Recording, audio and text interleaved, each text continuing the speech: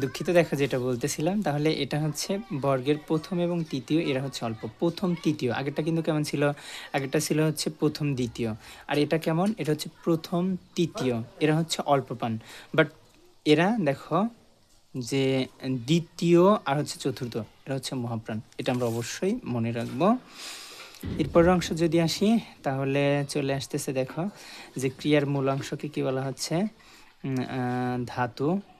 এই প্রশ্নগুলো বেশ গুরুত্বপূর্ণ, এটা মনে রাখবা যে ক্রিয়ার মূল অংশটাকে বলা হচ্ছে, ক্রিয়ার মূল অংশ ধাতু। এরপরে দেখো যেসব শব্দাংশ পদের সাথে যুক্ত হয়ে বক্তব্যকে জোরালো করে সেগুলোকে বলা হয় বলক। এই প্রশ্নটা গুরুত্বপূর্ণ, এটা মনে রাখবা। বলক বিষয়টা দেখে বা ক্রিয়ার মূল অংশ যদি বলো, তাহলে এটা দেখো পাঠ, এটা একটা কাজ বা পাঠ করা। তো এই পাঠের এই পঠ হয় হসন্ত, পঠ এই অংশটাকে বলা হচ্ছে ধাতু বলা হয়, কেন? এটা হচ্ছে ক্রিয়ার মূল অংশ। আচ্ছা, আর বলক বিষয়টা কি? বলক হচ্ছে যে বলা হচ্ছে যে শব্দের শেষে যে অংশ যুক্ত হয়ে অর্থটাকে জোরালো করতেছে। তাহলে আমরা বলি না, তুমি এখনো যাও নাই, এখনই এটা করবে, এই যে এরকম। তাহলে এই যে ও, রস্যই, এগুলাই হচ্ছে বলক। এরপরের অংশ দেখো, শব্দ বাক্যে ব্যবহৃত হলে তা পদ। আসলে এটা কেমন বলা হলো? যে শব্দ বাক্যে ব্যবহৃত হলে পদ, অর্থাৎ যে কোনো শব্দ যখন আলাদাভাবে থাকবে তখন তাকে আমরা শব্দ বলবো। যেরকম এই যে সেন্টেন্সগুলো লিখছি, এই যে সব, শব্দাংশ, এইগুলা যখন বাক্যের মধ্যে ব্যবহৃত হয়েছে তখন এটা প্রত্যেকটাই কিন্তু পদ। বাট যদি এটাকে আলাদাভাবে বিবেচনা করি তাহলে এটা হচ্ছে শব্দ। এটা মাথায় রাখবো। ওকে, এরপরে পরিচ্ছেদ 10। পরিচ্ছেদ 10-এর পরিচ্ছেদ 10-এর আগে একটা বিষয় নিয়ে কথা বলা দরকার, সেটা হচ্ছে আমি একটা পরিচ্ছেদ একটু নোট করতে ভুলে গেছি। আমি ভেবেছি যে আসলে হয়তো সেটা তোমাদের সিলেবাস ইনক্লুডেড না, কিন্তু পরে দেখলাম যে আসলে এটা সিলেবাস ইনক্লুডেড। যেরকম পরিচ্ছেদ নাম্বারটা যদি আমি একটু স্মরণ করি, পরিচ্ছেদ নাম্বার 17, এটা হচ্ছে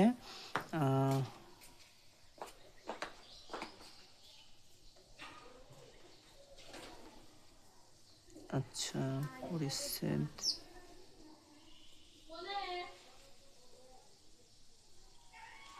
আচ্ছা সব অংশ এখানে আছে দেখো। এটা আরও পরে একটু, সরি। তাহলে দেখো পরিচ্ছেদ 10 আসতেছে। পরিচ্ছেদ 10-এ কি? পরিচ্ছেদ 10-এর মূল টপিকের নাম হচ্ছে উপসর্গ। আমি যদি উপসর্গ নিয়ে কথা বলতে যাই, কত কথা বলার আছে, বাট আসলে এত কথা তো এখন বলা সম্ভব না। শুধুমাত্র এগুলো বলি যে এখানে এই প্রশ্নটা ইম্পর্টেন্ট, যে উপসর্গের বৈশিষ্ট্য 9 কোনটি। যেরকম নিজস্ব অর্থ আছে, শব্দের আগে বসে, নতুন শব্দ তৈরি করে, অর্থদ্যোতকতা রয়েছে। এটা বলা হয়েছে যে 9 কোনটি। তো উপসর্গের কিন্তু নিজস্ব কোনো অর্থ নাই। এ কারণে তাহলে অপশন কোনটা হবে? ক নম্বর সঠিক হবে। এটা আমরা মাথায় রাখবো। এরপরে প্রশ্ন হতে পারে যে বাংলা উপসর্গ কয়টি? 21টি। এইটা তথ্যটা গুরুত্বপূর্ণ। এই তথ্যটাকে মনে রাখবো কীভাবে? তোমরা বলো তো, আমাদের বাংলা ভাষা দিবস কত তারিখে, বা মাতৃভাষা দিবস কত তারিখে? অবশ্যই 21শে ফেব্রুয়ারি। তাহলে সেখানে যেহেতু 21 আছে, আমার এইখানেও তাহলে বাংলা উপসর্গ 21টি, আর সংস্কৃত উপসর্গ কতটি? 20টি। তাহলে বাংলা মনে রাখলে সংস্কৃত মনে থাকবে। এর ভিতরে দেখো আমি যেগুলো দেখিয়েছি যে আশু, বিনি, এটা বাংলা এবং সংস্কৃত উভয় উপসর্গ। অর্থাৎ এখানে যেগুলো ব্যবহার করা হয়েছে এগুলো প্রত্যেকেই কি? প্রত্যেকেই হচ্ছে বাংলা এবং সংস্কৃত উভয় উপসর্গ। এটা কেন বলা হলো? এটা বলার মূল কারণ কি, যে উপসর্গ আমরা কি বললাম, যে সংস্কৃত উপসর্গ 20টি, বাংলা উপসর্গ 21টি। তাহলে অবশ্যই আলাদা আলাদা 21টা রয়েছে, আলাদা আলাদা 20টা রয়েছে। তবে এই চারটা এরা সংস্কৃত উপসর্গ, আবার এরা বাংলা উপসর্গ। এখনই নিচে দেখবো আমরা উপসর্গ বিষয়ে দেখো জেনে যাব। আসলে বিস্তারিত কথা বললে বেশি ভালো হতো, তবে এখন সম্ভব না। দেখো অবশ্যই তোমরা নিজেও বুঝতেছো যে তোমাদের যতটুকু দরকার ততটুকুই বলা দরকার। যে কয়েকটি উপসর্গ যে অর্থে ব্যবহৃত হয়, অর্থাৎ একটা শব্দে একটা উপসর্গ কোন অর্থ প্রকাশ করতেছে, এই ধরনের প্রশ্নগুলো জিজ্ঞেস করা হয়ে থাকে। এবং উপসর্গ থেকে যদি প্রশ্ন হয় তাহলে এখান থেকে প্রশ্ন হওয়ার সম্ভাবনা খুব বেশি। কীভাবে প্রশ্ন হবে? দেখো এইভাবে বলা হবে যে হা ভাত শব্দের হা উপসর্গ কোন অর্থে ব্যবহৃত হয়েছে, এ ধরনের প্রশ্ন করা হবে। তো আমি এখানে দেখো লিখে দিয়েছি হাবাত শব্দের হা উপসর্গ অভাব অর্থে ব্যবহৃত হয়েছে। অর্থাৎ এখানে হা ওয়ার্ডটা অভাব অর্থ দেয়। আর এখানে হা ভাত মানে কি জানো? হাবাত শব্দের অর্থ হচ্ছে ভাতের অভাব, এটা। তাহলে অভাব অর্থে, এই হাটা তাহলে অভাব অর্থ দিচ্ছে, বুঝতে পেরেছো? এরকম তোমার বইয়ে অনেকগুলো আছে, কিন্তু আমি শুধুমাত্র সেইগুলাই এখানে নোট করেছি যেগুলো তোমাদের জন্য গুরুত্বপূর্ণ। যেরকম বদ মেজাজ, এর বদ এটা হচ্ছে উগ্র অর্থে ব্যবহৃত হয়েছে, পরাজয়ের পরা বিপরীত অর্থে ব্যবহৃত হয়েছে। এভাবে বেশ কিছু লিখেছি, তোমরা একটু পড়ে নিবা। আমি একবার করে বলে যাচ্ছি। যেরকম দুঃশাসনের দু মন্দ অর্থে, গড় হাজিরের গড় বিপরীত অর্থে, উপকূলের উপ নিকট অর্থে, উৎক্ষেপণের উৎ ঊর্ধ্বে অর্থে ব্যবহৃত হয়েছে।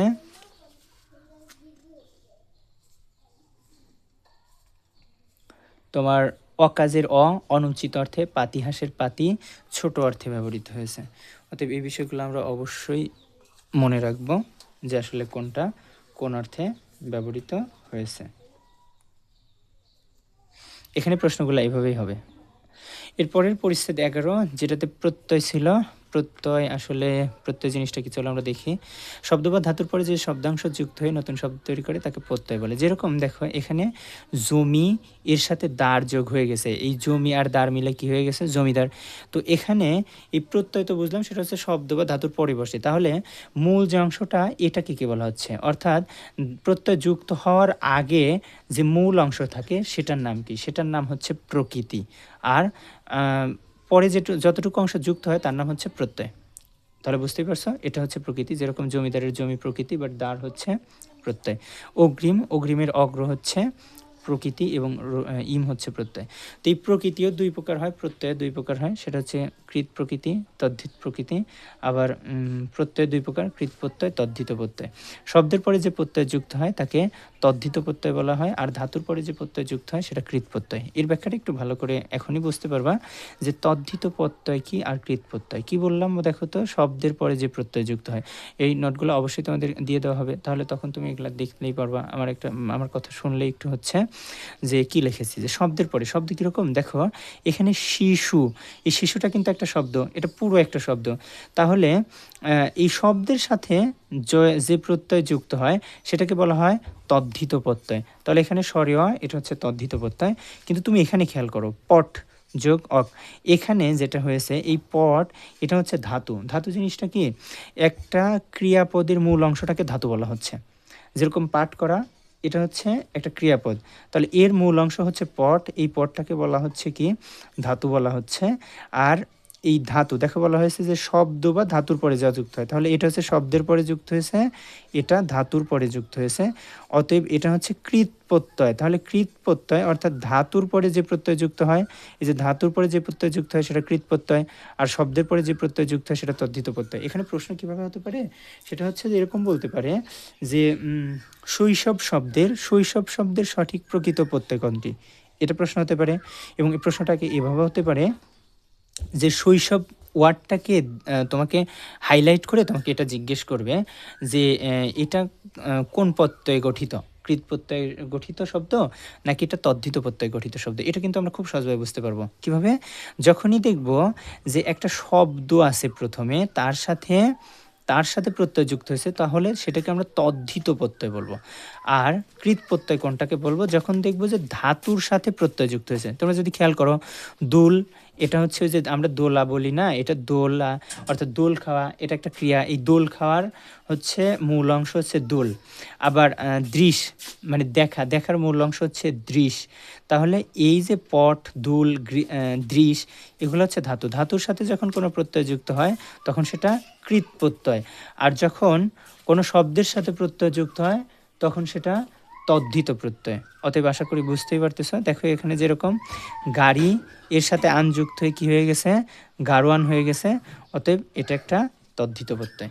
তাহলে এখানে যে নোটগুলো দেওয়া আছে, নোট করা হয়েছে, এগুলো পড়ে নিবা, তাহলেই আশা করা যায় যে কমন পড়বে। কারণ এখানে কিন্তু তোমার বইয়ে যদি খুলে দেখো প্রায় 150টার মতো ওয়ার্ড আছে, 100-150 মতো ওয়ার্ড আছে, পড়তে অনেক সময় লাগবে।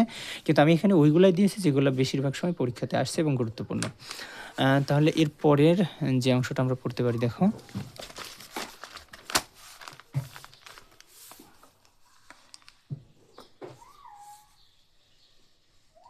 এরপরে সমাস, এটাকে তো অনেকে আসলে 6 মাস বলে, কারণ এই সমাস পড়তে 6 মাস লাগে।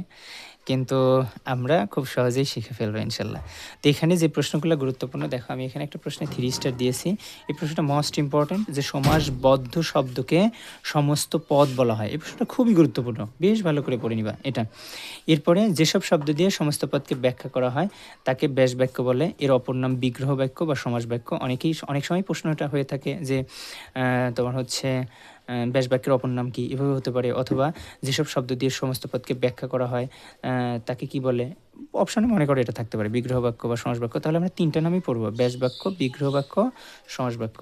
এরপরে সমাস মূলত 4 প্রকার: দ্বন্দ্ব সমাস, কর্মধারয় সমাস, তৎপুরুষ সমাস, বহুব্রীহি সমাস। এদের ভেতরে, এই 4 প্রকারের ভিতরে কারো কারো হচ্ছে প্রথম পদের অর্থ প্রাধান্য পায়, কারো কারো ক্ষেত্রে দ্বিতীয় পদের অর্থ প্রাধান্য পায়। আসলে প্রথম পদ দ্বিতীয় পদ এই জিনিসটা আসলো কোথা থেকে, ব্যাখ্যা বলতে গেলে তো অনেক সময় লাগবে, বুঝতেইছো। একটা টপিক পড়াতেই একদিন যাওয়ার কথা বা তার চেয়ে বেশি সময় লাগার কথা।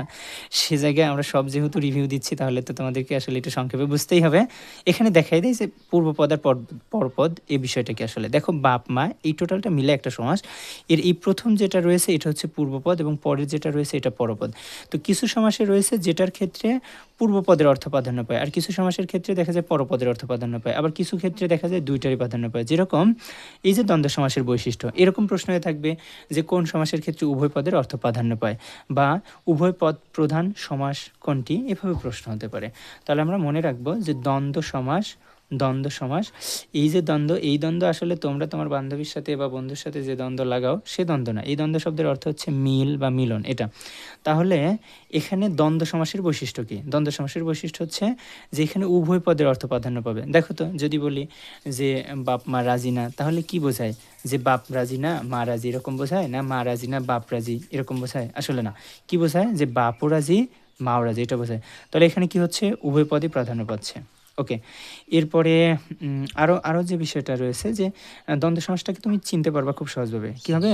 এই যে মাঝখানে হাইফেন থাকবে, যেরকম দেখো আমি লিখেছি বাপ মা, হাত পা, ভালো মন্দ, তুমি আমি, আসা যাওয়া, এই যে মাঝে হাইফেন থাকে, এই ভালো মন্দ এখানে কিন্তু নেই। তবে এখানে ভালো মন্দ বললে কী বোঝায় বলো তো? ভালোকেও বোঝায়, মন্দকেও বোঝায়, দুইটাকেই বোঝায়, কখনো কিন্তু একটাকে বোঝায় না। অতএব এটা মনে রাখবো যে এটা হচ্ছে দ্বন্দ্ব সমাস, কেন উভয় পদ প্রাধান্য পাচ্ছে। এরপরে দেখো কর্মধারয় সমাস। কর্মধারয় সমাসের ক্ষেত্রে সাধারণত পরপদের অর্থ প্রাধান্য পায়, এবং এখানে তুলনা বোঝায়। এগুলো মাথায় রাখবো। দ্বন্দ্ব সমাসের ভেতরে যে অংশটা একটু মোস্ট ইম্পর্টেন্ট, আমি সেটা নিয়ে কথা বলার চেষ্টা করবো এখানে, দেখো, এবং সেটুকুই নোট করেছি যে উপমান কর্মধারয়। উপমান কর্মধারয় বিষয়টা, এটা একটু আমরা ট্যাকটিস বা ট্রিক মনে রাখবো। সেটা হচ্ছে যে দৃশ্যমান এবং পসিবল, এটা কেন লিখেছি একটু দেখে নাও। দৃশ্যমান এবং পসিবল। অরুণ রাঙা, অরুণ শব্দটার অর্থ কি জানো তোমরা? অরুণ রাঙা, অরুণ রাঙা বলতে বোঝায় কি? আসলে ওই যে প্রভাতে যখন সূর্য ওঠে, তখন সূর্যের যে লাল রঙটা, ওটা আসলে অরুণ, বুঝছো? তো তখন কি হয়? একদম লাল থাকে না? একদম লাল থাকে। তাহলে অবশ্যই রাঙা, রাঙা মানেও লাল। তাহলে সূর্যের যে লাল, আর সূর্যের অর্থাৎ প্রথমে ওঠার সময়ের যে লাল, আর রক্তের যে লাল, এরকম যে বিষয়টা, তাহলে দুইটাই রাঙা। দেখো তো, তাহলে এই রাঙা বা লাল কোনো কিছু অবশ্যই সূর্যের এই প্রথম যে লাল হয়, এরকম লাল হওয়া সম্ভব। আবার দেখো, আমরা বলি না যে তার চুল ভ্রমর কালো, তাহলে ভ্রমর কালো কি? তার মানে বোঝাতে চায় যে তার চুল আসলে ভ্রমরের মতো কালো। তো কালো আসলে ভ্রমরের মতো কালো হওয়া কি সম্ভব? হ্যাঁ, অবশ্যই সম্ভব। আবার দেখো তুষার শুভ্র, তুষার শুভ্র, তোমরা যখন তুষার পড়তে যদি দেখো, তাহলে ওটা দেখবা সাদা দেখায়। তাহলে কোনো কিছু অবশ্যই তুষারের মতো সাদা হওয়া সম্ভব। তো এখানে কী লেখা হয়েছে? দৃশ্যমান। দেখো তো, এই অরুণ অর্থাৎ সকালের লাল সূর্য, তা কি চোখে দেখা যায় নাকি যায় না? আবার ভ্রমর, এটা দেখা যায় নাকি যায় না? তুষার, এটা দেখা যায় নাকি যায় না বলো তো? অবশ্যই যায়। এই কারণে বলা হয়েছে দৃশ্যমান এবং পসিবল। তার মানে এই যে তুলনাটা, এখানে বলা হয়েছে যে কর্মধারয় তুলনা বোঝাবে। অর্থাৎ যখন তুলনা বোঝাবে, দৃশ্যমান হবে এবং তুলনা বোঝাবে। এবং এমন হতে পারে যে এই 3টে অপশনের কোনোটা থেকে যেতে পারে, তাহলে তো খুব ভালো। না হলে একটু বুঝে রাখতে হবে এই অপশনগুলা, যে কী বলা হয়েছে, যে যখন দৃশ্যমান এবং পসিবল বোঝাবে তখন আমরা ওটা উপমান ভাববো। আর উপমিত জিনিসটা কি? যখন দৃশ্যমান তবে ইম্পসিবল। দৃশ্যমান ইম্পসিবল কীরকম? দেখো, এখানে বলা হয়েছে যে সিংহপুরুষ। সিংহপুরুষ আসলে কি বোঝাই আমরা? এটার দ্বারা বোঝায় যে কোনো পুরুষ সিংহের মতো শক্তিশালী বা সিংহের মতো সাহসী, এরকম বোঝায়। তাহলে এখন দেখো তো, এই সিংহ, এটা কিন্তু দেখা যাচ্ছে, ওকে, গুড। বাট যে তুলনা তুলনাটা আসলে হচ্ছে যে আমরা কোনো পুরুষকে যখন সিংহের সাথে তুলনা করি, এটা কি সম্ভব যে ওই পুরুষটা সিংহ হয়ে যাবে? হয় না কিন্তু। এই কারণে এটা কি বলা হচ্ছে যে এটা দৃশ্যমান, সিংহটা দৃশ্যমান, কিন্তু এই তুলনাটা আসলে অসম্ভব তুলনা। কেন? কারণ কখনোই কোনো পুরুষ সিংহ হতে পারবে না। একইভাবে অধর পল্লব। অধর পল্লব মানে কি বোঝায় আসলে? দেখো পাতার মতো মানে বাঁকা যে ঠোঁট, সেটারে অধরপল্লব বলে। তো দেখো এখানে অবশ্যই এই যে অধর ওয়ার্ডটা যে আছে, ঠোঁট, এটা অবশ্যই আমরা কি করতে পারি, দেখতে পারি। বা যদি পাতা বলো, এটা কি অবশ্যই দৃশ্যমান, এটা দৃশ্যমান তো ঠিক আছে, কিন্তু এখানকার যে তুলনা, কোনো ঠোঁটকে যখন আমরা মানে কচি পাতার মতো ঢেউ খেলানো এর সাথে তুলনা করি, তখন তুলনা না হয় করলাম, কিন্তু এই ঠোঁট কি আসলে পাতার মতো হয়ে যাবে বা পাতা হয়ে যাবে? এরকম সম্ভব না। যেরকম কালোটা ভ্রমরের মতো কালো হওয়া সম্ভব, এই কারণে পসিবল। বাট এখানে অধর, এটা কিন্তু কখনো পল্লব হয়ে যাওয়া সম্ভব না, এই কারণে এখানে কি বলা হয়েছে, এটা ইম্পসিবল বলা হয়েছে। ওকে, ঠিক একইভাবে চন্দ্রমুখ। ধরো মুখ চন্দ্রের ন্যায়, তুমি চিন্তা করো তো, এই যে চন্দ্রমুখ, ঠিক আছে, এখানে আসলে চন্দ্রটাকে আমরা দেখতে পারি, কিন্তু মুখে যখন আমরা চন্দ্রের সাথে তুলনা করতেছি, মুখ অনেক সুন্দর, এটা বোঝানোর জন্য চন্দ্রমুখ বলি, কিন্তু মুখ কি কখনো তাই বলে চাঁদ হয়ে যাবে বলো তো? চাঁদ তো হয় না। তাহলে অতএব এখানে এই তুলনাটা অসম্ভব। এই কারণে এটা কি, এটা হচ্ছে উপমিত কর্মধারায়, যখন দৃশ্যমান কিন্তু তুলনাটা অসম্ভব, তখন সেটা উপমিত। আর যখন তোমার দৃশ্যমান কিন্তু আবার সম্ভব, দৃশ্যমান এবং সম্ভব, পসিবল, তখন সেটা উপমান কর্মধারায়। এটা আমরা মনে রাখবো। ওকে, পরের অংশটা যদি আমরা একটু খেয়াল করি, দেখো যে এরপরে কি চলে আসছে।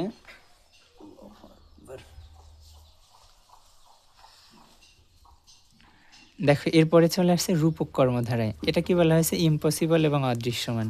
আসলে এখানে দেখো এক্সাম্পল দেখলে বুঝতে পারবা। বিষাদ সিন্ধু, আসলে বিষাদ সিন্ধু বলতে কি বোঝায়, মানে কারো দুঃখ, বিষাদ শব্দের অর্থ দুঃখ, কারো দুঃখ মানে সিন্ধুর মতো, মানে এটা বোঝায় যে অনেক দুঃখ, এটা বোঝায়। তো এই বিষাদ, দুঃখ, আসলে চিন্তা করো তো, দুঃখ এটা কি দেখা যায়? অবশ্যই দেখা যায় না। এই কারণে এটা যেহেতু অদৃশ্যমান, আগেরগুলা দৃশ্যমান, এটা অদৃশ্যমান, দুইটা কীভাবে মনে রাখবো। আবার দেখো এটা সিন্ধুর সাথে তো তুলনাও করা যায় না আসলে ওইভাবে, মানে তুলনা করা যায়, কিন্তু এটা আসলে তো মানে একেবারে ওইটা হয়ে যাচ্ছে, সিন্ধু হয়ে যাচ্ছে, তা কিন্তু না। ঠিক একইভাবে পরাণ রূপ পাখি, এখানে যদি খেয়াল করো, এই পরাণ, এই পরাণ বলতে কি বোঝায়, আসলে জান বোঝায়। তো মানে আমাদের ওই যে বায়ু, আমরা বলি না যে বায়ুটুক বের হয়ে গেলেই জীবনটা চলে যায়, এরকম আর কি। তাহলে যে পরাণ বলি, এটা কি চোখে দেখা যাবে? চোখে দেখা যায় না, অতএব এটা অদৃশ্যমান। আবার এটাকে পাখির সাথে বা পাখিকে মনে করো যে পরাণের সাথে তুলনা করতেছি, যাই করি, তো এটা কি সম্ভব? কি সম্ভব নয়। অতএব এটা হচ্ছে রূপক কর্মধারায়। তাহলে এখানে কি বুঝলাম, যে ইম্পসিবল এবং অদৃশ্যমান হলে এটা রূপক কর্মধারায় বুঝবো। তৎপুরুষ সমাস, এটা একদম সহজ বিষয়, যে শুধুমাত্র বিভক্তি যে লোপ পেয়ে যে সমাসটা হবে, সেটা হচ্ছে তৎপুরুষ সমাস। যেরকম দেখো দুঃখকে প্রাপ্ত, এখানে যে কে দ্বিতীয় বিভক্তি, এটা লোপ পেয়ে কি হয়েছে, দুঃখ প্রাপ্ত, অতএব এটা হচ্ছে তৎপুরুষ সমাস। মামার বাড়ি, এই যে র, ষষ্ঠী তৎপুরুষ, অর্থাৎ এখানে র ষষ্ঠী বিভক্তিটা লোপ পেয়ে যে সমাস গঠিত হয়েছে, অতএব এটাকে আমরা ষষ্ঠী তৎপুরুষ বলবো, যেহেতু ষষ্ঠী বিভক্তি লোপ পেয়েছে। ওকে, পরের অংশ যেটা আসতেছে দেখো, বহুব্রীহি সমাস। বহুব্রীহি সমাস বিষয়টা কি? বহুব্রীহি সমাস হচ্ছে আসলে এখানে প্রথম পদ বা পরপদ কোনোটারই অর্থ প্রাধান্য পাবে না, নতুন কিছু বোঝাবে। অর্থাৎ এখানে তাহলে আমরা কর্মধারায় দেখলাম কি, তৎপুরুষ এবং কর্মধারায় পরপদ প্রাধান্য পাবে, আর তোমার দ্বন্দ্বে উভয় পদ প্রাধান্য পাবে, আর বহুব্রীহিতে প্রাধান্য পাবে নতুন কিছু। অর্থাৎ দুইটার কোনোটা, পূর্বপদ এবং পরপদের কোনোটাই প্রাধান্য পাবে না, নতুন কিছু প্রাধান্য পাবে। সেটা কেমন? গোফ খেজুরে যার, অর্থাৎ গোফ খেজুরে, এই গোফ খেজুরে বলতে কি বোঝায় তোমরা জেনে থাকবা, এটার অর্থ নিতান্ত অলস, একদম অলস ব্যক্তিরে বোঝায়। তো এখন গোফ তো তোমরা জানোই গোফ কারে বলে, খেজুরও তোমরা জানো খেজুর কি। তো এখানে গোফ খেজুরে বলতে নিতান্ত অলসকে বোঝাচ্ছে, এখানে গোফকে বোঝাচ্ছে না, খেজুরকে বোঝাচ্ছে না। আসলে এইটার একটা বিশেষ ভাব প্রকাশ করে, সেটা কি, মানে বিষয়টা এরকম যে কারো গোফের সাথেও যদি খেজুর লেগে থাকে, তাহলে সে মনে করে যে গোফ থেকে খেজুর সরায়ও না বা সরায় খায়ও না, মানে এই লেভেলের অলস আর কি। এটা বোঝানোর জন্য এটা বলা হয় গোফ খেজুরে, যেটার বাংলা অর্থ হচ্ছে নিতান্ত অলস। ওকে, চিরুনির মতো দাঁত যার, চিরুন দাঁতি। তো এই যে চিরণদাঁতি বলতে আমরা কোনো মানুষকে বোঝাই, এটা দাঁতকেও বোঝাচ্ছে না, চিরুনিকেও বোঝাচ্ছে না, অতএব এটা হচ্ছে বহুব্রীহি সমাস। তো একই রকম বেশ কিছু গুরুত্বপূর্ণ বহুব্রীহি সমাস রয়েছে, যেরকম বৌভাত, লাঠালাঠি। এটা একটু ভালো করে মনে রাখবে যে এটা হচ্ছে ব্যতিহার বহুব্রীহি সমাস, এটা মাথায় রাখবা। একগুঁয়ে, চতুর্ভুজ, সেতার, হাতে খড়ি, এই সবগুলাই বহুব্রীহি সমাসের উদাহরণ। এগুলা অবশ্যই পড়বো। এগুলো আমি নোট করেছি তোমাদের টেক্সট বুক থেকে, বোর্ড বই থেকে, যাতে করে কমন পড়ে ভালো। কেন? কারণ আসলে শিক্ষকরা যখন প্রশ্ন করে তখন অধিকাংশ সময় বোর্ড বই ফলো করেই প্রশ্ন করা হয়। অতএব এগুলো পড়লে আশা করা যায় যে ইনশাল্লাহ কমন থাকবে। ওকে, এর পরের অংশ পরিচ্ছেদ 18। দেখো এটা আছে বিশেষ্য। এই বিশেষ্য তোমরা সবাই জানো বিশেষ্য কি, এখানে বেশি কথা বলবো না। এটা কয় প্রকার নোট করা আছে দেখে নিবা। তবে এখানে যে জিনিসটা গুরুত্বপূর্ণ আমি সেটা নোট করেছি। দেখো যে অনেক সময় প্রশ্ন হবে এটা কীরকম, এরকম যে মনে করো এই জনতা ওয়ার্ডটাকে দিয়ে তোমাকে জিজ্ঞেস করা হবে এটা কোন ধরনের বিশেষ্য। এটা সমষ্টিবাচক বিশেষ্য বা সমষ্টি বিশেষ্য। সমষ্টিবাচক বলতে পারো বা সমষ্টি বিশেষ্য বলতে পারো। সমষ্টি বিশেষ্য মানে কি, যখন একসাথে অনেকজনকে এক নামে বলা হবে। যেরকম পরিবার, পরিবার কয়েকজন মিলে কিন্তু একটা পরিবার, নাম একটা কিন্তু এখানে কয়েকজন মিলে হয়। অতএব এটা হচ্ছে সমষ্টিকে বোঝায়। এরকম যতগুলো এক্সাম্পল আছে সবগুলো এখান থেকে একটু দেখে নিবা। সেটাকে যে জনতা, পরিবার, ঝাঁক, বাহিনী, মিছিল, এটা গুণ বিশেষ্য, অর্থাৎ গুণের নাম বোঝায়। সরলতা, আমরা বলি না যে লোকটা সরল, আর বলি তার সরলতা আমাকে মুগ্ধ করেছে, এটা। তাহলে এখানে যে বিষয়টা আসে তাহলে সেটা হচ্ছে যে এই সরলতা, সরল একটা গুণ, আর এই গুণের নাম সরলতা, এটা তোমরা জানো। অতএব এটা গুণবাচক বিশেষ্য। সরলতা, দয়া, আনন্দ, গুরুত্ব, দীনতা, ধৈর্য ইত্যাদি। এরপরের গুরুত্বপূর্ণ অংশটা হচ্ছে, আরে বলে তো নোট করার সময় মানে এই পর্যন্ত রেখে উঠে পড়ছিলাম। আচ্ছা একটু লিখে দিই। দেখো যে আসলে ক্রিয়া বিশেষ্য কোনগুলা, অর্থাৎ ক্রিয়ার যে নামগুলা সেগুলা কি হতে পারে স্যার, যেরকম শয়ন, পঠন, লেখন। দেখো তো এই যে লেখা, লেখন, এগুলো যারা আমরা ইংলিশ ক্লাস করছিলাম তারা এগুলো পড়ার কথা। কেন আমরা যখন তোমার ভার্বাল নাউন বা অ্যাবস্ট্রাক্ট নাউন পড়তেছিলাম তখন এই বিষয়গুলো নিয়ে কিন্তু আলোচনা করা হয়েছে যে ভার্ব থেকে যে নাউনটা উৎপত্তি হয় সেটাই ক্রিয়া বিশেষ্য। শোয়া একটা কাজ, ওটার নাম হচ্ছে শয়ন। পাঠ করা একটা কাজ, সেটার নাম হচ্ছে পঠন। লেখা একটা কাজ, সেটার নাম হচ্ছে লেখন। এইগুলা, তাহলে এইগুলো যথেষ্ট গুরুত্বপূর্ণ, আমরা অবশ্যই মনে রাখবো যে ক্রিয়া বিশেষ্যকে। এরপরে সর্বনাম আসি। সর্বনামের ক্ষেত্রে আসলে আমরা সামনের দিকে একটু কথা বলবো। এইগুলা জাস্ট একটু মুখস্থ বিষয়, তোমরা অবশ্যই একটু ভালো করে এগুলা দেখে নিবা। এখান থেকে অবশ্যই প্রশ্নগুলো হবে এরকম যে তোমার এরকম দিয়ে রাখবে যে কারা বা কাকে, এটা দিয়ে বলবে যে এটা কোন ধরনের সর্বনাম। এরপরে মনে করো যে এইটা দিয়ে রাখবে যে পরস্পর, দিয়ে তোমাকে জিজ্ঞেস করা হবে যে এটা কোন ধরনের সর্বনাম। যারা, তারা, এটা কোন ধরনের সর্বনাম। যেমন তেমন, এটা কোন ধরনের সর্বনাম। এগুলো প্রশ্ন করা হবে। অতএব এটা আমাদের টানা মুখস্থ রাখতে হবে, মুখস্থ করব। এরপরে বিশেষণের ক্ষেত্রে, বিশেষণের ক্ষেত্রে অবশ্যই প্রশ্ন হবে যে দেখো এখানে যদি বলি যে বিশেষণ বিভিন্ন প্রকার, তার ভিতরে বর্ণবাচক বিশেষ্য যেরকম, অর্থাৎ রং, রং নির্দেশ করবে। যেরকম যদি বলি যে সবুজ, নীল, লাল, মনে করো বললাম সবুজ মাঠ, নীল আকাশ, লাল শাড়ি, এগুলা। তাহলে এখানে এই যে লাল, এই ওয়ার্ডটা কিন্তু শাড়িকে বিশেষায়িত করে। তোমরা যারা ইংলিশ ক্লাসগুলো করছিলা তারা অবশ্যই ভালো মনে থাকার কথা, যখন কোনো ওয়ার্ড নাউন বা প্রোনাউন সম্পর্কে অতিরিক্ত তথ্য দেয় বা নাউন বা প্রোনাউনের দোষগুণ, সংখ্যা, পরিমাণ, অবস্থা বোঝায়, তখন ওটাকে আমরা বিশেষণ, বিশেষণ বলি, অ্যাজেক্টিভ বলি। এই অ্যাজেক্টিভের বাংলা হচ্ছে বিশেষণ। অতএব এখানে লাল ওয়ার্ডটা এটা হচ্ছে বিশেষণ। তবে এখানে প্রশ্ন কেমন হবে, প্রশ্ন হবে মনে করো যে সবুজ, সবুজ শাড়ি লেখা থাকবে এবং সবুজের নিচে টান দিয়ে তোমাকে বলা হবে যে এটা কোন ধরনের বিশেষণ। তাহলে আমরা এগুলো পড়ে নেব যে বর্ণবাচক বিশেষণ, একইভাবে অবস্থাবাচক বিশেষণ কী কী সেটা লিখেছি, গুণবাচক বিশেষণ, ক্রমবাচক বিশেষণ, পূরণবাচক বিশেষণ। এগুলো অবশ্যই আমরা কী করবো মনে রাখবো। যেরকম এখানে প্রশ্নবাচক বিশেষণ, যেরকম কেমন গান, গান একটা হচ্ছে নাউন, এই নাউনকে মডিফাই করতেছে বা নাউনকে বিশেষায়িত করতেছে বলতে পারো, এই নাউন সম্পর্কে অতিরিক্ত তথ্য দিচ্ছে।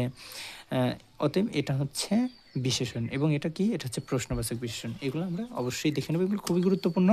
অবশ্যই এইসব জায়গা থেকে প্রশ্ন হবে, অতএব মুখস্থ করবো ভালো করে। ওকে, এরপরে আসি ক্রিয়া, পরিচ্ছেদ 21 ক্রিয়া। দেখো ক্রিয়া থেকে আসলে আমরা কি শিখব। ক্রিয়া থেকে আমরা যেটা শিখব, এখানে যতটুকু গুরুত্বপূর্ণ যে ভাব প্রকাশের উপর ভিত্তি করে ক্রিয়াকে দুই প্রকার ভাগ করা যায়, সমাপিকা ক্রিয়া, অসমাপিকা ক্রিয়া। আমরা ফিনিট নন ফিনিট পড়ছিলাম, এই অংশটা অবশ্যই তোমাদের মনে থাকবে। এরপরে পরেরটাতে যদি আসি যে বাক্যে কর্মের উপস্থিতির উপর ভিত্তি করে ক্রিয়াকে 3 ভাগে ভাগ করা যায়। সকর্মক, অকর্মক, দ্বিকর্মক। এই জিনিসটা আমরা অবজেক্ট চেনার উপায় শিখছিলাম। ওই অবজেক্ট শব্দের বাংলা অর্থ হচ্ছে কর্ম। অতএব ওই অংশটা তোমাদের ক্লিয়ার থাকার কথা। কারণ আমার কাছে যারা পড়ছিল প্রত্যেকেরই প্রথম দিকে এই অংশগুলো পড়ানো হয়েছে। সেটা কীরকম ছিল যে একটা এক্সাম্পল দেখো যে রাজু বই পড়ে। এখানে পড়েটা হচ্ছে ক্রিয়া। এই পরের উপরে যদি আমরা কী বা কাকে দিয়ে প্রশ্ন করি তাহলে উত্তর কী পাবো বলো তো? যে রাজু কী পড়ে? উত্তর অবশ্যই বই আসে, অতএব বই হচ্ছে কর্ম। যেহেতু এখানে বই এখানে কর্ম রয়েছে, অতএব এটা হচ্ছে সকর্মক ক্রিয়া এটা। এরপরে অকর্মক, দেখো রাজু ঘুমায়। এখানে তুমি যদি প্রশ্ন করো যে রাজু কি ঘুমায়, কখনো বলছো তোমার ভাইরে বলছো যে রাজু কি ঘুমায়, এটা বলা যায়? এটা কিন্তু বলা যায় না। এবার বলা যায় রাজু কীভাবে ঘুমায়, কারো ঘুমানো খারাপ হলে এটা বলি আমরা, কিন্তু কি ঘুমায় এটা কখনো বলি না। অতএব এখানে কোনো কর্মপদ নাই, অতএব এটা হচ্ছে অকর্মক ক্রিয়া। এরপরেরটা খেয়াল করো, রাজু আমাকে একটা বই দিল। তাহলে এখানে যদি আমরা কর্মপদ নির্বাচন বা বাছাই করার জন্য, চেনার জন্য প্রশ্ন করি, কার উপর প্রশ্ন করব? ভার্বের উপরে, ক্রিয়ার উপরে। কি দিল, তাহলে প্রশ্ন কী হয় বলো তো? কি দিল যদি প্রশ্ন করি তাহলে বই দিল। কাকে দিল? আমাকে দিল। তাহলে এখানে কয়টা কর্ম রয়েছে বলো তো? 2টা। একটা হচ্ছে বই আর একটা আমাকে, এজন্য এটাকে দ্বিকর্মক বলা হচ্ছে। ওকে, গঠন বিবেচনায় ক্রিয়া 5 প্রকার: সরল ক্রিয়া, প্রযোজক ক্রিয়া, সংযোগ ক্রিয়া, যৌগিক ক্রিয়া। এখানে সবচেয়ে গুরুত্বপূর্ণ হচ্ছে প্রযোজক ক্রিয়া এবং যৌগিক ক্রিয়া। এছাড়াও অন্য যেগুলো আছে একটু দেখে নিবা জাস্ট। প্রযোজক ক্রিয়া জিনিসটা কি? প্রযোজক ক্রিয়া হচ্ছে যে যখন কর্তা নিজে কাজ করতেছে না, অন্যকে দিয়ে কাজ করাচ্ছে। আমরা বলি না যে মা শিশুকে চাঁদ দেখাচ্ছে, মা শিশুকে চাঁদ দেখায়, আমি তাকে দিয়ে রুমটা পরিষ্কার করিয়ে নেই, তাহলে আমি নিজে করতেছি না, অন্যকে দিয়ে করাচ্ছি। এগুলো হচ্ছে প্রযোজক ক্রিয়া। এখানে দেখবে লেখা আছে প্রযোজক ক্রিয়া, অতএব এগুলা দেখে নিলেই হচ্ছে। এরপরে সংযোগ ক্রিয়া আছে। সংযোগ ক্রিয়া কি? দেখো যে হচ্ছে বিশেষ্য, বিশেষণ বা ধনাত্মক শব্দের পরে করা, কাটা, হওয়া, খাওয়া যুক্ত হয়ে যে ক্রিয়া গঠিত হয় সেটা হচ্ছে সংযোগ ক্রিয়া। একটা এক্সাম্পল হিসেবে বলতে পারি যে সংযোগ ক্রিয়া কি, মনে করো বললাম যে ধান কাটা, ব্যাট করা। এই যে ধান কাটা, ধান একটা বিশেষ্য, এর সাথে কাটা যোগ হয়ে কি হয়ে গেছে? একটা ক্রিয়া হয়ে গেছে। ধান কাটা একটা কাজ, অতএব এটা হচ্ছে সংযোগ ক্রিয়া। এরপর আসি যৌগিক ক্রিয়া। এটা মোস্ট ইম্পর্টেন্ট, পরীক্ষায় এখান থেকে প্রশ্ন হওয়ার সম্ভাবনা সবচেয়ে বেশি। সেটা কি? সেটা হচ্ছে যে অসমাপিকা ক্রিয়ার সাথে সমাপিকা ক্রিয়া। অসমাপিকা সমাপিকা আমরা সবাই বুঝি, যেরকম দেখো এখানে কোমে, কোমে আশা, এই কোমে হচ্ছে, এটা হচ্ছে অসমাপিকা, এর সাথে সমাপিকা হচ্ছে আশা, এতটুকু যুক্ত হয়ে যেটা গঠন করছে যে কোমে আশা। এটা হচ্ছে তোমার কোমা, এটাই হচ্ছে একটা ক্রিয়া, কিন্তু যখন বলি কোমে তখন এটা অসমাপিকা, মানে সম্পূর্ণ অর্থ প্রকাশ করে না। কিন্তু যখন আবার এর সাথে সমাপিকা আশা অংশ যোগ করি তখন এটা কিন্তু সুস্পষ্টভাবে অর্থ প্রকাশ করে যে কমে আসা। অতএব এটা হচ্ছে যৌগিক ক্রিয়া। একইভাবে হেসে ওঠা, এই যে হাসা, এটা হচ্ছে সমাপিকা ক্রিয়া, কিন্তু যখন বলি যে হেসে তখন এটা অসমাপিকা, এর সাথে যখন ওঠা এটা সমাপিকা যোগ হয়ে গেছে। তাহলে এতটুকু অংশ অসমাপিকা, এতটুকু অংশ সমাপিকা, এই দুইটা অংশ মিলে কি হয়ে যাচ্ছে বলো তো? দুইটা অংশ মিলে যৌগিক ক্রিয়া হয়ে যাচ্ছে। তাহলে এখানে যে এক্সাম্পলগুলো দিচ্ছি এটা মোস্ট ইম্পর্টেন্ট কোশ্চেন। প্রশ্নটা এভাবে হবে, মনে করো এইভাবে দিয়ে, মানে সেন্টেন্সটা এভাবে বলবে যে নদীর পানি কমে আসলো এভাবে, অথবা মেয়েটি হেসে উঠলো, তোমার বুঝে নেওয়া উচিত। এগুলা এভাবে বাক্য দেওয়ার পরে মনে করো তোমাকে প্রশ্ন করা হবে যে এখানে কোন ক্রিয়ার উদাহরণ রয়েছে, বাক্যটিতে কোন ক্রিয়ার উপস্থিতি রয়েছে, অথবা এখানে এই হেসে ওঠাকে আন্ডারলাইন করে জিজ্ঞেস করা হবে যে এটা কোন ধরনের ক্রিয়া, সংযোগ ক্রিয়া, প্রযোজক ক্রিয়া, যৌগিক ক্রিয়া। আশা করি বুঝতে পারছো প্রশ্ন কিভাবে হবে।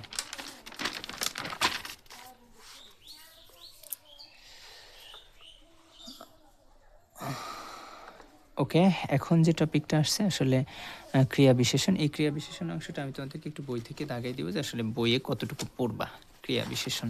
আমি এটা নোট করতে ভুলে গেছি, অথবা আসলে যেটা সময় সংকীর্ণতার কারণে এটা নোট করা হয় নাই আসলে।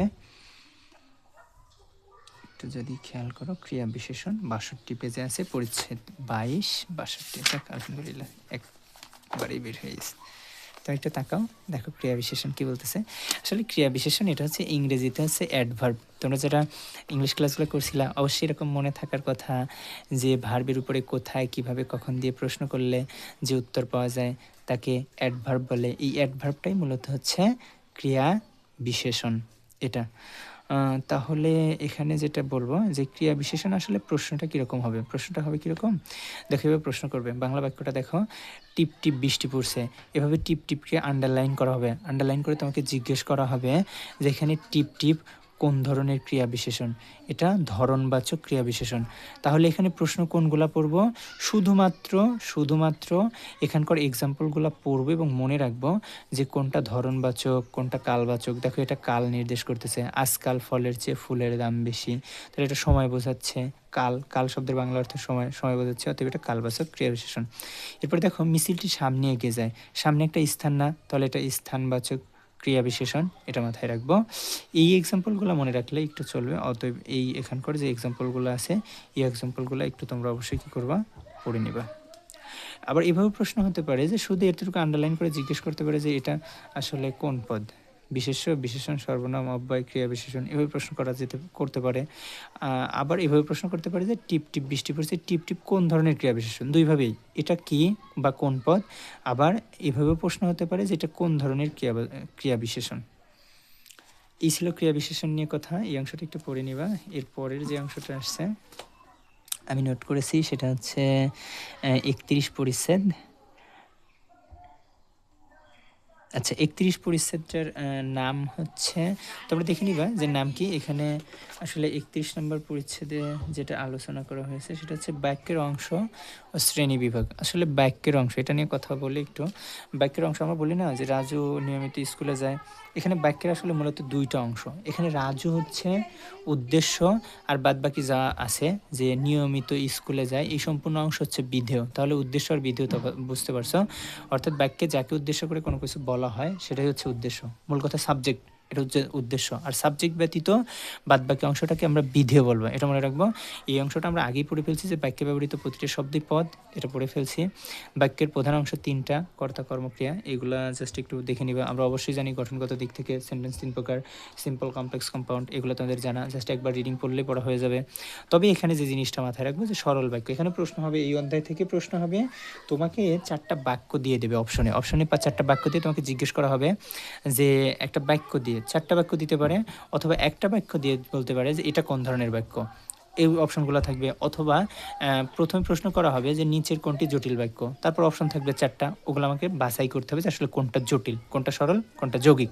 তো এইটা খুব সহজভাবে আমরা মনে রাখতে পারবো। এখানে বেশ কিছু কনজাংশন লেখা আছে, তোমরা সিম্পল, কমপ্লেক্স, কম্পাউন্ডে মুখস্থ করছিলাম যে সাবঅর্ডিনেটিং কনজাংশন, যেরকম যে if, who, which, what, although, দো, সিন্স, অ্যাজ, হোয়েন, এইগুলো থাকলে যেরকম ওগুলো কমপ্লেক্স ছিল সেই কমপ্লেক্সই আসলে জটিল। এখানে এইগুলা মুখস্থ রাখবে, তো তাই হয়ে যাবে যে সে, যারা, তারা, এইভাবেই থাকবে সেন্টেন্সে। যখনই এরকম উপস্থিত থাকবে যে যারা বাজারে গিয়েছিল তারা মাছ কিনতে পেরেছিল, মনে করি এরকম একটা সেন্টেন্স বললাম, তাহলে যে যারা, তারা আছে যখন, তখন ওই সেন্টেন্সটা হচ্ছে কমপ্লেক্স, এটাকে এভাবে মনে রাখবো। আর যৌগিক বাক্যের ক্ষেত্রে এইগুলা মনে রাখবো যে এবং, ও, আর, অথবা, বা, কিংবা, কিন্তু, অথচ, সেজন্য, ফলে, ইত্যাদি, এই কনজাংশনগুলো যদি থাকে তাহলে সেগুলো অবশ্যই কি হবে, সেগুলো অবশ্যই যৌগিক বাক্য হবে। তাহলে আমরা শুধুমাত্র এইগুলো একটু মুখস্থ করলে হয়ে যাচ্ছে। দেখো, আর আমাদের ইংলিশ পড়ার সময় তো এগুলো মনে আছে, অ্যান্ড, বাট, অর, ইয়েট, এগুলো মনে আছে না? অবশ্যই মনে আছে, তোমাদের মনে থাকার কথা। তাহলে এবং, ও, আর, অথবা, বা, কিংবা, কিন্তু, অথচ, সেজন্য, ফলে, এগুলো মনে রাখলে থাকতেছে। এই ওয়ার্ডগুলো যখনই দেখতেছি সেন্টেন্সের মধ্যে আসে তখনই আমরা বুঝে নেব যে এটা কোন ধরনের, বলো তো, এটা হচ্ছে যৌগিক বাক্য। ওকে, দেখো এটা একটু সিকোয়েন্স ব্রেক হয়েছে, তোমরা কিছু মনে করো না, আসলে sequence break, it doesn't matter, আমরা সবগুলোই আলোচনা করবো ইনশাল্লাহ। তবে এখানে দেখো এখন যেটা আলোচনা করবো সেটা হচ্ছে জ্যোতি চিহ্নের যে প্রশ্নটা মোটামুটি এই পেজেই দেখো কভার হয়ে গেছে, এতটুকু পড়ে ফেললে হয়ে যাচ্ছে। এখানে আমি জাস্ট প্রথমে একটু কৌশল লিখেছি, তোমরা এই জিনিসটা একটু ভালো করে বুঝে নিবা। দেখো এখানে কি লিখছি, ড্যাশ দাদা ও কোকো 1 সেকেন্ড বিজি। আসলে অনেক সময় প্রশ্ন হয় এভাবে যে সেন্টেন্সে যদি ড্যাশ থাকে, বাক্যে ড্যাশ থাকলে তার জন্য কতটুকু থামতে হয়, দাড়ি থাকলে তার জন্য কতটুকু থামতে হয়, কোলন থাকলে কতটুকু থামতে হয়, বা কোলন ড্যাশ থাকলে কতটুকু থামতে হয়। এটাকে আমরা একটা মানে কৌশল অবলম্বন খুব সহজে মনে রাখতে পারবো। কিভাবে? ড্যাশ দাদা ও কোকো 1 সেকেন্ড বিজি। তার মানে যদি সেন্টেন্সে ড্যাশ থাকে, দাড়ি থাকে, কোলন ড্যাশ থাকে, বিস্ময়সূচক থাকে, জিজ্ঞাসাসূচক থাকে, তাহলে এ সকল ক্ষেত্রে আমরা কতটুকু সময় থামবো বলো তো? অবশ্যই 1 সেকেন্ড সময় থামবো। এটা তাহলে প্রশ্ন এভাবে হবে যে বিস্ময়সূচক চিহ্নের জন্য কতটুকু সময় থামতে হয়, তাহলে অ্যান্সার কী হবে বলো তো? 1 সেকেন্ড হবে, এটা আমরা বলবো। এরপরে দেখো লিখছি এক উক। এ আবার কি জিনিস? এক উক মানে কি? আসলে এক উক কি? এই উক দ্বারা বোঝাতে চাইছি, এই দেখো এখানে এই যে দিয়ে দিছে, এটা হচ্ছে উদ্ধরণ চিহ্ন বা উদ্ধৃতি চিহ্ন। আর এই যেটা হচ্ছে কমা চিহ্ন, এটা কি? কমা চিহ্ন। তাহলে রস্যুতে উদ্ধরণ বা উদ্ধৃতি চিহ্ন, আর কথা হচ্ছে কমা চিহ্ন। এর জন্য কতটুকু থামবো? এর জন্য থামবো এক বলতে যতটুকু সময় দরকার হয় ঠিক ততটুকু সময় থামবো। দেখো এখানে নিচে লিখে দেওয়া হয়েছে যে অর্থাৎ এই উদ্ধরণ চিহ্ন ও কমা চিহ্নের জন্য এক বলতে যতটুকু সময় দরকার ততটুকু থামতে হবে। তাহলে প্রশ্ন এভাবে হবে যে উদ্ধরণ চিহ্ন বা উদ্ধৃতি চিহ্নের জন্য আমরা কতটুকু সময় থামবো। সেমিকোলনের জন্য এক বলার দ্বিগুণ সময়, অর্থাৎ এই যে 1 2 এভাবে আমরা বলি না, তাহলে এক বলতে যতটুকু সময় লাগে সেমিকোলনের জন্য এর দ্বিগুণ সময় থামতে হয়। এরপরে দেখো এখানে বলা হলো কি হাই ব্রেভ, কিন্তু থামেনি। তার মানে তোমার ব্রেভ নামে কোনো ফ্রেন্ডরে ডাক দিছো বা হাই হ্যালো দিছো, কিন্তু সে কি করেছে? সে আসলে থামেনি, তোমার কথায় রেসপন্স করেনি। তো এটা দ্বারা কি বোঝাচ্ছে? এই হাতে হাইফেন, রস্যইতে ইলেক, আর ব্র্যাতে ব্র্যাকেট, অর্থাৎ হাইফেন ইলেক ব্র্যাকেট, এই সকল ক্ষেত্রে কি করা যাবে না? থামা যাবে না। তাহলে প্রশ্ন এইভাবে থাকতে পারে যে নিচের কোন চিহ্নের জন্য থামার প্রয়োজন নেই? তাহলে কি সেখানে অপশন কি আসবে? হাইফেন, ইলেক, অথবা কি আসবে? ব্র্যাকেট আসবে। এগুলো আমরা অবশ্যই মনে রাখবো। ওকে, তারপরে এই অংশগুলা এখানে যেগুলো আছে তোমরা একটু রিডিং পড়ে নিলে আসলে বুঝতে পারবে, কোনো অসুবিধা হবে না আশা করি। তবে এর ভিতরে সবচেয়ে গুরুত্বপূর্ণ যে সেমিকোলনটা আসলে কোথায় বসে, এই প্রশ্নটা হয়ে থাকে যে স্বাধীনতা হচ্ছে ঘনিষ্ঠভাবে সম্পর্কিত একাধিক বাক্যকে যখন এক বাক্যকে পরিণত করব, এটা মনে রাখবে যে স্বাধীন দুইটা বাক্যকে যখন এক বাক্যে পরিণত করব তখন সেমিকোলন বসে। এরপরে বলা হচ্ছে যে বাক্যের মধ্যে একাধিক পদকে সংযুক্ত করতে, অর্থাৎ দুইটা পদকে যখন আমরা সংযুক্ত করব তখন অবশ্যই হাইফেন বসবে। সাধারণত দুটি বাক্যকে এক বাক্যে পরিণত করতে কি বসে বলো তো? ড্যাশ বসে। এই অপশনগুলো খুবই গুরুত্বপূর্ণ, তোমরা দেখবে যে এই প্রশ্নগুলো চলে আসছে, অতএব খুব মনোযোগ দিয়ে এগুলো মুখস্থ করে ফেলা লাগবে।